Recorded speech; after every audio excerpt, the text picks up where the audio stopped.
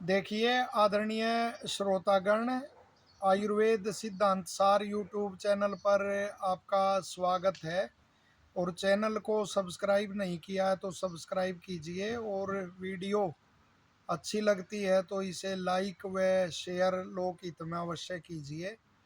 और आज फिर हम आहार संबंधी जो विधान है तो उसमें फिर से एक नई कड़ी लेके आए हैं। तो ऋषि कहते हैं वीर्य अविरुद्धम अशनियात, के जो द्रव्य वीर्य में विरुद्ध नहीं होते उनका सेवन करना चाहिए। जैसे वीर्य कहते हैं द्रव्य में जो शक्ति है जिससे द्रव्य अपना कार्य करता है तो उसे वीर्य कहते हैं। तो उसमें दो प्रकार के वो इस आधार पर द्रव्य को दो श्रेणियों में रखा गया, द्रव्यों को उष्ण वीर्य और शीत वीर्य।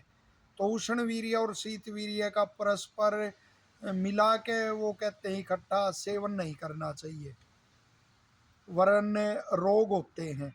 और जब हम अविरुद्ध वीर्य जो आहार होते हैं उनका सेवन करते हैं तो फिर हम विरुद्ध आहार जनित जो रोग होते हैं उनसे बच जाते हैं। और जो विरुद्ध आहार से रोग उत्पन्न होते हैं उसमें सबसे पहले ऋषि उसका वर्णन करते हैं नपुंसकता का। और कोढ़ आदि अन्य रोग तो गले के विकार और रोग तो होते ही हैं। तो देखिए आज ये कैसा वो चल रहा है, क्योंकि उसमें आपने शादी विवाह में भी देखा होगा कि कितने पकवान बनते और सब का फिर वो सेवन करते हैं। वरन पहले देखा जाता था कि जो जैसे भोजन वर्षों पहले जब विवाह समारोह में भोजन करते थे तो दो ही प्रकार के द्रव्य वो देते थे आरंभ में। कोई लड्डू लड्डू ही चले थे, लड्डू देते थे। और फिर पूरी साग या सब्जी रोटी जो भी होता था वो देते थे। और ये सारा का सारा आयुर्वेद का ही सिद्धांत है कि पहले मधुर रस का सेवन करना चाहिए, फिर अमल लवण का, फिर अन्य जो कटुतिक्त कषाय है उसका सेवन करना चाहिए। और आज तो ये पता ही नहीं कैसे वो किस किस द्रव्य का वो इकट्ठे ही सेवन कर रहे हैं। तो इससे अवश्य बचना चाहिए। और द्रव्य की पहचान भी कैसे होती है, क्योंकि हम संकल्पित हैं कि कोई नई जानकारी अवश्य इन कड़ियों में आपके साथ साझा करते रहेंगे जो अन्यत्र दुर्लभ होंगी। तो उसमें द्रव्य की पहचान कैसे उष्ण वीर्य है या शीत वीर्य है, तो ऋषि कहते हैं स्पर्श से भी उसका ज्ञान होता है। जैसे मिर्च आदि का जब हम सेवन करते हैं तो जीवा के स्पर्श आदि से ही उसका ज्ञान हो जाता है। और इसी तरह कोई मधुर उसका करते हैं उसका भी ज्ञान होता है, अन्य स्पर्श से भी शीत उष्ण का ज्ञान होता है। और इसी तरह उनका जो प्रभाव होता है खाने के बाद, यानी जब स्वेद आ गया, पसीना आ गया और दाहा हुई, अंदर दाहा उत्पन्न हुई, तो समझो वो प्यास लगी तो वो द्रव्य जो खाया है समझो उष्ण वीर्य वाला है। और इसके विपरीत जो अंदर शांति तृप्ति शीतलता उसकी अनुभूति होती है तो वो फिर शीत वो वीर्य वाला द्रव्य हमने सेवन किया है। तो उसका बड़ा एक इतना बड़ा आयुर्वेद का क्षेत्र है, बहुत ही व्यापक। यदि इसी पे वो चर्चा की जाए तो बहुत ही लंबा विस्तार और बातों से ही बात फिर निकलती चली जाएंगी। और ऋषि कहते हैं कि जो मधुर रस होता है तो वह देखा गया है वह इसका अपना शीत वीर्य वाला होता है। और जो कटु अमल वो होते हैं द्रव्य होते हैं वो उष्ण वीर्य वाले होते हैं। लेकिन फिर उसका अपवाद भी ऋषि बताते हैं कि इसका भी अपवाद है, क्योंकि जो मत्स्य मछली आदि का मांस है, ऐसा ऋषि उदाहरण दे रहे हैं, वो मधुर होते हुए भी वो उष्ण वीर्य है। और उधर यदि देखा जाए तो आंवला है जो वह अम्ल होते हुए भी शीत वीर्य है। और इसी तरह सेंधव नमक का लिखा कि सेंधव जो है वो लवण होते हुए भी शीत वीर्य है। तो सेंधव लवण का तो जरूर अवश्य ही घर में वो प्रयोग होना चाहिए, क्योंकि एक ही लवण ऐसा है जो नेत्र ज्योति के लिए भी हितकर है, उसे वर्ण लवण उसको हानि पहुंचाने वाले होते हैं। और यह शीत वीर्य होता है, ये भी इसके अंदर विशेषता है। दूसरा, जैसे कटुरस है, अब उस नियम का हम अपवाद लिख रहे। कटुरस वीर्य नाशक प्राय माना गया है, लेकिन पिपली है जैसे और सौंठ है तो वो वीर्यवर्धक होते हैं। तो इस तरह ये एक। और जो हरित की है वह कषाय होते हुए भी उष्ण वीर्य है, वरना कषाय जो रस होता है वह भी शीत वीर्य वाला और पित्त का शामक माना जाता है।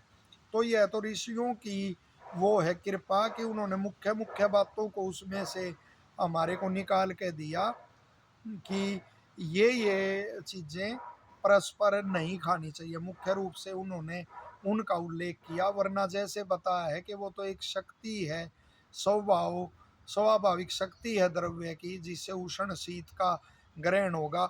और फिर स्वभाव से कौन सा द्रव्य कौन से के साथ विरुद्ध है, हितकर है या हितकर नहीं है, उसका भी वर्णन बड़ा व्यापक है। तो ऋषियों ने प्रायोगिक जो सूक्ष्म बुद्धि थी योग से उनकी, तो उससे भी इनका उन्होंने वो सारा उल्लेख किया। तो उसमें मुख्य रूप से ऋषियों ने कहा जैसे दूध के साथ, जैसे मछली का मांस आदि जो है वो सेवन करके, दूध का मांस का तो वैसे ही सेवन नहीं करना चाहिए, और दूध का ऊपर से सेवन जो करते हैं तो वो फिर कुष्ठ आदि रोगों का शिकार होते हैं। इसी तरह दूध के साथ आम और केला, आपको सुनकर थोड़ा वो लगेगा क्योंकि व्यापक रूप से बनाना शेक आदि इसका प्रयोग किया जाता है, लेकिन ऋषि चरक बिल्कुल स्पष्ट मना करते हैं आम का भी, केला का भी। और साथ ही अनार बड़ा हानिकर होता है दूध के साथ। कैथ है, जामुन है, बिल्कुल अहितकर है। और कटहल का फल है। तो देखिए उनमें कुछ आचार्यों में भेद भी परस्पर मिलता है। यहाँ चरक ऋषि आंवला का भी निषिद्ध कर रहे हैं, चूर्ण का भी, चाहिए द्रव रूप में हो सूखे रूप में हो, तो उन उसका निषिद्ध ही कर रहे हैं। मैं ऋषि चरक के आंवला आदि का भी सेवन इसके साथ वो नहीं करना चाहिए। उड़द की दाल है जैसे, उसका सेवन इसके साथ नहीं करना चाहिए।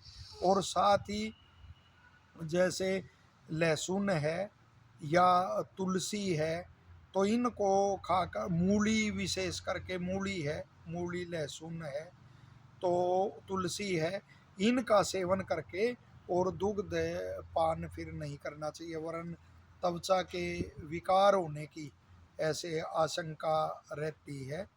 तो जो परस्पर ऐसे, और अखरोट देखिए आप, अखरोट का सेवन दूध के साथ नहीं करना चाहिए। और मधुर उष्ण जैसे उष्ण मांस है, उष्ण वीर्य, उसके साथ दूध का सेवन नहीं करना चाहिए, लेकिन बादाम के साथ वो दूध का सेवन करते हैं और उसका कोई विपरीत प्रभाव भी नहीं देखा गया, बेशक भले ही बादाम उष्ण वीर्य है। तो वो अपवाद जहाँ मिलते हैं, क्योंकि वह बादाम का ऐसा खाना वो महाभिसंधि यानी स्रोतों को इतना बंद करने वाला भी अंदर से नहीं है। और अखरोट में मधुर के अलावा भी कटु और वो कसाई आदि ऐसे रस का वो आप अनुभूति उसमें कर सकते हैं, तो अखरोट के सेवन का भी निषिद्ध है।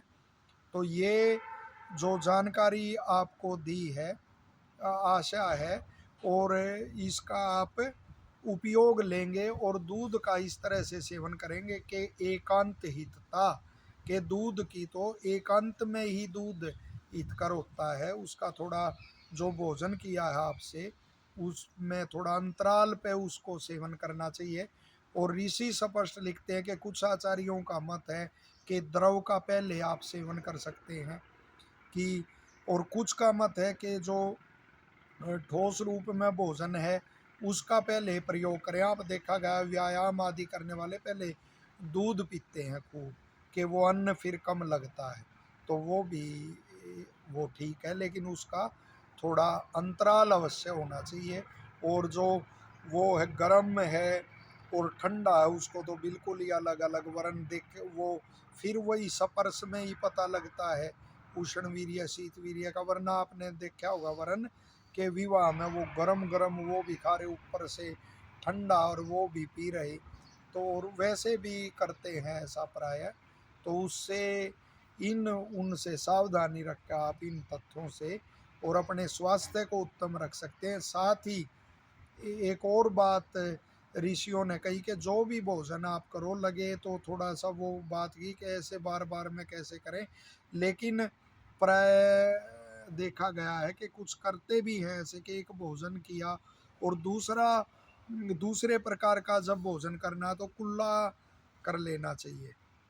जैसे यदि आपने भोजन किया है और ऊपर से दुग्ध आपने लेना है या कोई फलाहार और भोजन साथ साथ करने हैं, तो ऋषि कहते हैं कि कुल्ला उससे कर लें, उससे भी निश्चित थोड़ा सा अंतराल मिल के और वो रुचिकर भी भोजन लगेगा और निश्चित तौर पे उसका स्वास्थ्य भी प्रभाव पड़ेगा।